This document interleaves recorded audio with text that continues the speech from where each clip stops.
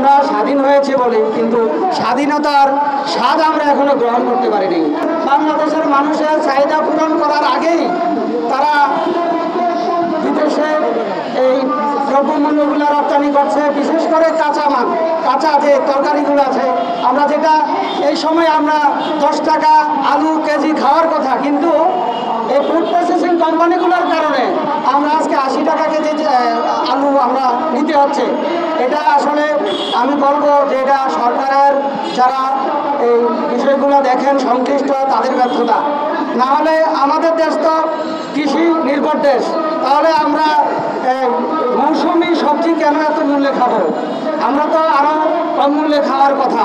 আর সবচেয়ে বড় বিষয় হচ্ছে আমরা নিজেরা বলি, আমরা সবাই এখন বলছি যে আমরা দেশটা পুনরায় স্বাধীন হয়েছে, কিন্তু আমরা স্বাধীন হয়েছে বলি কিন্তু স্বাধীনতার স্বাদ আমরা এখনো গ্রহণ করতে পারিনি।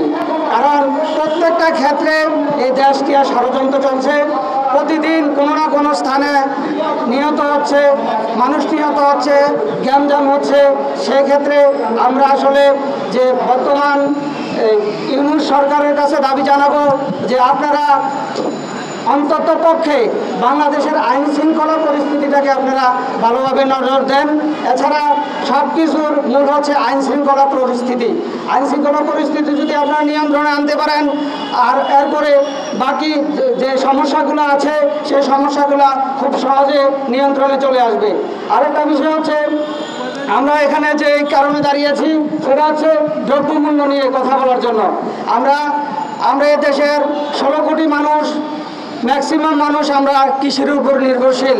সেক্ষেত্রে প্রতি বছর সরকার আমাদেরকে বিভিন্নভাবে মিডিয়ার মাধ্যমে জানায় যে এদেশে আলুর বাম্পার ফলন হয়েছে। যে দেশে প্রতি সিজনে আলুর বাম্পার ফলন হয় সে দেশে আজ এখনও নতুন আলু 120 টাকা দিয়ে আমরা খাচ্ছি। পুরানো আলু এখনও আপনার 80 টাকা কেজি ধরে আমরা কিনছি। কারণ কি?